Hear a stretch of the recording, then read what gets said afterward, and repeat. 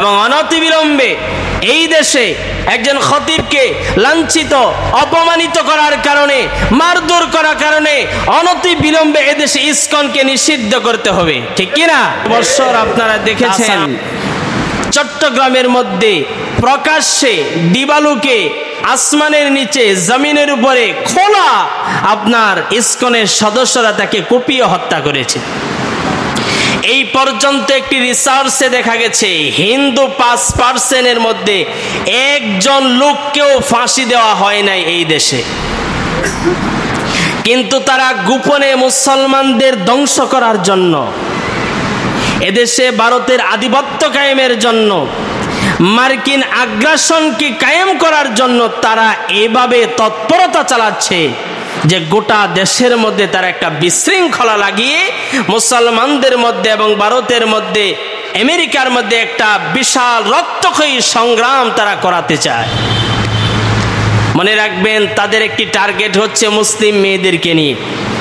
মুসলিম মেয়েদেরকে হিন্দু ছেলেরা টার্গেট করে প্রেমের ফাঁদে ফেলে।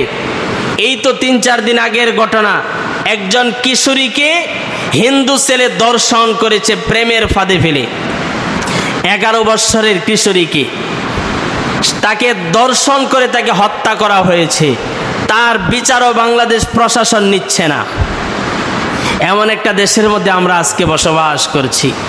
তো আপনাদেরকে সতর্ক করে দিচ্ছি, মুসলিম মেয়েদেরকে তারা টার্গেট করতেছে, প্রেমের ফাঁদে ফেলে তাদের আওতাভুক্ত করতে যাচ্ছে।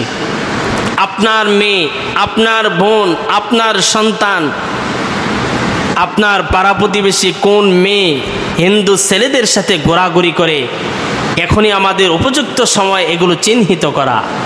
এখন দেখেন, কিছুদিন পরে বই দেখেন মুসলিম মেয়ে বেগে যাচ্ছে হিন্দু ছেলের সাথে, বিয়ে হচ্ছে আদালতের মাধ্যমে। এগুলো তাদের একটা চক্রান্ত।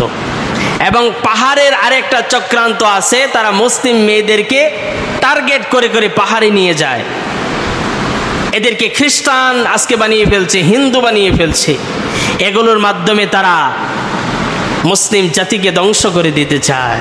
আল্লাহ তাআলা এই জাতি থেকে, এই ইসকন থেকে আমাদেরকে হেফাজত করুন, বলুন আমিন।